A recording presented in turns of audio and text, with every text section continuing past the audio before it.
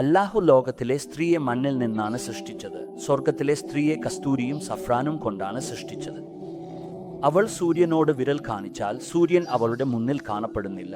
അവൾ പുരുഷന്മാരോട് സംസാരിച്ചാൽ മരിച്ചവരെയും ജീവിപ്പിക്കും. ജീവനുള്ളവർക്കു താൻ ഒരു കാഴ്ച കാണിച്ചാൽ അവരുടെ ഹൃദയം പൊട്ടിപ്പോകും. അവൾ തന്റെ മുടി വായുവിൽ വീശിയാൽ മുഴുവൻ സൃഷ്ടിയിലും സുഗന്ധം പടരും. എന്നാൽ ഈ മണ്ണിൽ നിന്നുള്ള വിശ്വാസിയായ സ്ത്രീ തഖ്വ, ഭയഭക്തി പാലിച്ചാൽ ആ സ്വർഗത്തിലെ സ്ത്രീയേക്കാൾ 70,000 മടങ്ങ് കൂടുതൽ സുന്ദരിയാകും. സ്ത്രീകളുടെ അവകാശങ്ങൾ അല്ലാഹു സംരക്ഷിക്കട്ടെ.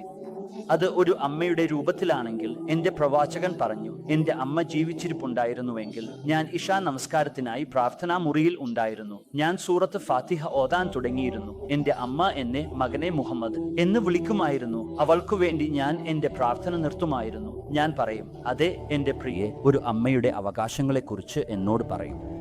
ഇസ്ലാം സ്ത്രീകളെ ബഹുമാനിച്ചിട്ടുണ്ട്. ഞാൻ അവരെക്കുറിച്ച് കുറച്ച് മാത്രമേ സംസാരിക്കുന്നുള്ളൂ. ഇസ്ലാം സ്ത്രീകളെ ബഹുമാനിച്ചിട്ടുണ്ട്. പാശ്ചാത്യർ അങ്ങനെ ചെയ്തിട്ടില്ല. പശ്ചിമം സ്ത്രീയെ കാലിന്റെ ചെരുപ്പും ടിഷ്യൂ പേപ്പറും ആക്കി മാറ്റിയിരിക്കുന്നു.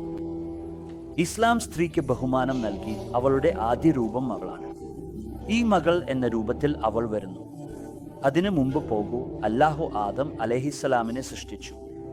മണ്ണ് എടുത്തു, മണ്ണ് പൊടിച്ചു, വെള്ളം ചേർത്തു, കലർത്തി അതിനെ വിട്ടു. വിട്ടപ്പോൾ അത് കറുത്തു, ബുബ്ബുലി വരാൻ തുടങ്ങി. ഒരു പ്രതിമ ഉണ്ടാക്കാൻ തുടങ്ങി. എങ്ങനെ ഉണ്ടാക്കണം, ഇങ്ങനെ ഉണ്ടാക്കണം, അങ്ങനെ ഉണ്ടാക്കി വിട്ടു.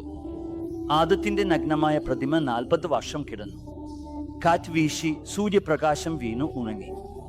ആത്മാവ് നൽകി വസ്ത്രം ധരിപ്പിച്ചു, സ്വർഗത്തിൽ വെച്ചു. അല്ലാഹു ആഗ്രഹിച്ചിരുന്നെങ്കിൽ ഹവ്വയുടെ പ്രതിമയും കൂടെ ഉണ്ടാക്കാമായിരുന്നു. മണ്ണ് എടുത്ത് കലർത്തി പ്രതിമ ഉണ്ടാക്കി നഗ്നമായി കൂടെ വെച്ചെങ്കിൽ നഗ്നമായ പ്രതിമ പുരുഷന് ആകർഷണമൊന്നുമില്ലായിരുന്നു. ദൂതന്മാർക്കും ആകർഷണമൊന്നുമില്ലായിരുന്നു. അപ്പോൾ മറവില്ലായ്മയും ഇല്ലായിരുന്നു. ആരുമില്ലായിരുന്നു. മറവില്ലായ്മ ആരോടാണ്? ആരുമില്ലായിരുന്നു. അങ്ങനെ ഇരുവിധം പ്രതിമകളും ഒരുമിച്ച് ഉണ്ടാക്കിയിരുന്നെങ്കിൽ ആദത്തിന്റെയും ഹവ്വയുടെയും ഇരുവരും നഗ്നരായിരിക്കും.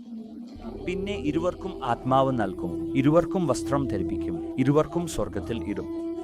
ഇല്ല ഇല്ല ഇല്ല ഇല്ല. ഒന്നാമതായി കാത്തിരിപ്പിച്ച ശേഷം ആ വസ്തു നൽകി.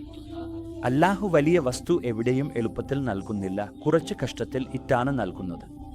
അതുകൊണ്ട് അല്ലാഹു ആദത്തിന് ജീവിത പങ്കാളിയെ നൽകി. സ്വർഗം ഉടനെ തന്നു. പക്ഷേ ഹവ്വയെ കാത്തിരിപ്പിച്ചു.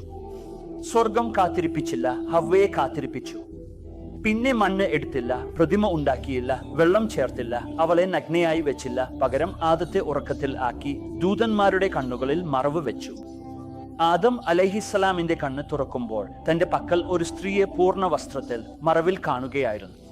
ആദ്യ ദിവസം മുതൽ തന്നെ സ്ത്രീയെ ബഹുമാനത്തോടെ സൃഷ്ടിച്ചു. ആദമേ, നിന്നുടെ വലതുകൈയുടെ പക്കൽ നിന്നുള്ള പസലിയിൽ നിന്നാണ് അവളെ എടുത്തത്. എവിടെയാണ് എടുത്തത്? ഇടതുവശത്താണ്. കാരണം അവിടെയാണ് ഹൃദയം. സ്ത്രീ ഏത് രൂപത്തിലായാലും ഹൃദയത്തിൽ സ്ഥാനം പിടിക്കുന്നു. അമ്മ, മകൾ, ഭാര്യ, സഹോദരി, അമ്മമ്മ, അമ്മായി, ഏത് രൂപത്തിലായാലും അവളുടെ സ്ഥാനം ഹൃദയത്തിന് അടുത്താണ്. ഹൃദയത്തിൽ നിന്ന് അകലെ അല്ല. അല്ലാഹു ആദം അലൈഹിസ്സലാമിനെ കാത്തിരിപ്പിച്ചു. സ്വർഗം ആദത്തിന് ഇഷ്ടമായിരുന്നില്ല. ഒറ്റയ്ക്കായി അലഞ്ഞു തിരിയുകയായിരുന്നു. ഹവ്വയെ കണ്ടപ്പോൾ സന്തോഷിച്ചു. ചോദിച്ചു, ഇവൾ ആരാണ്? അല്ലാഹു പറഞ്ഞു, നിന്റെ ഭാര്യയാണ്. ആദം അലൈഹിസ്സലാം ചോദിച്ചു, എന്താണ് മഹർ? അല്ലാഹു പറഞ്ഞു, എന്റെ അവസാന പ്രവാചകനായ നബിക്ക് ഒരു ദുരൂദ് പറയുക. അതാണ് മഹർ, അതാണ് മഹർ. പുരുഷന്മാരിൽ ഏറ്റവും സുന്ദരൻ ആരാണ് സഹോദരേ? യൂസുഫ് അലൈഹിസ്സലാം ആണ് പുരുഷന്മാരിൽ ഏറ്റവും സുന്ദരൻ. സ്ത്രീകളിൽ ഏറ്റവും സുന്ദരിയാണ് അമ്മ ഹവ്വ. ഹവ്വയേക്കാൾ കൂടുതൽ സുന്ദരിയായ സ്ത്രീ ഒരിക്കലും ഉണ്ടായിട്ടില്ല, ഉണ്ടായതുമില്ല. ആദ്യ ദിവസം തന്നെ ബഹുമാനത്തോടെ സൃഷ്ടിച്ചു. മറവിൽ ഇരുത്തി സൃഷ്ടിച്ചു. ഭാര്യയാക്കി കൂടെ വെച്ചു. അവർക്ക് അവകാശങ്ങൾ നൽകി.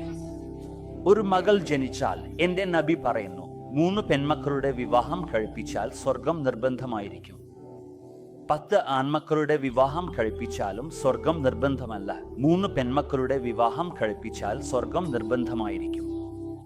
അപ്പോൾ ഒരു സഹാബി ചോദിച്ചു, യാ റസൂലുള്ള, 3 അല്ല 2 പെൺമക്കൾ മാത്രമാണെങ്കിൽ? നബി പറഞ്ഞു, 2 പെൺമക്കളുടെ വിവാഹം കഴിപ്പിച്ചാലും സ്വർഗം നിർബന്ധമാണ്.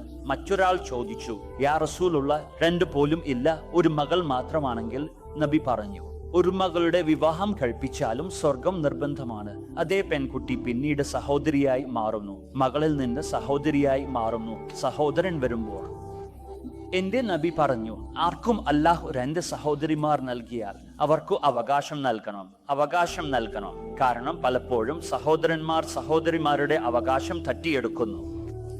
അമ്മയുടെയും അച്ഛന്റെയും വാരിസിൽ നിന്ന് സഹോദരിമാർക്ക് അവകാശം നൽകുന്നില്ല. ഇത് അങ്ങനെ തന്നെ ഹറാമാണ്. മദ്യവിൽക്കുന്നത് എങ്ങനെ ഹറാമോ, പലിശ കഴിക്കുന്നത് എങ്ങനെ ഹറാമോ, അതുപോലെ സഹോദരിമാരുടെ അവകാശം തിന്നുക പോലും അതുപോലെ ഹറാമാണ്. കള്ളച്ചോറ് എങ്ങനെ ഹറാമോ, സഹോദരിമാരുടെ അവകാശം തട്ടിയെടുക്കുന്നവൻ കള്ളനാണ്. ഒരുമിച്ച് ഒരു മുലയിലേക്ക് പാൽ കുടിച്ചവളെ, ഒരേ തലയിൽ ഭക്ഷണം കഴിച്ചവളെ, ഒരേ മേൽക്കൂരയിൽ ജീവിച്ചവളെ, അവളുടെ അവകാശം തട്ടിയെടുത്തവൻ അവളുടെ കള്ളനാണ്. ആരെങ്കിലും തന്റെ സഹോദരിമാരുടെ അവകാശം തട്ടിയെടുത്താൽ അവന്റെ ഉപജീവനം ഹറാമാകും.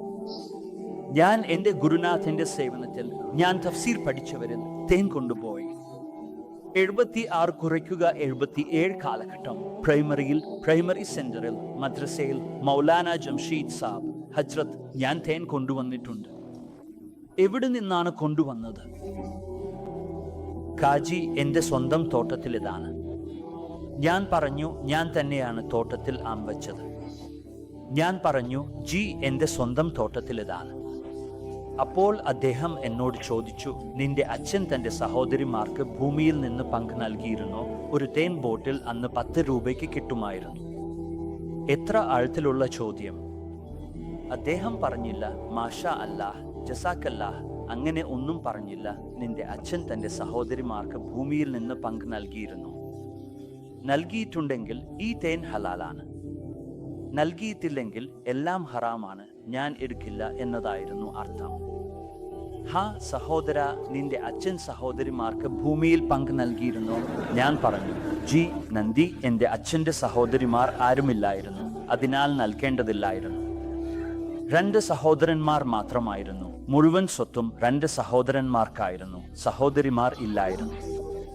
ശരി, എന്നാൽ നിന്റെ അപ്പൂപ്പൻ തന്റെ സഹോദരിമാർക്ക് ഭൂമിയിൽ നിന്ന് പങ്ക് നൽകിയിരുന്നോ?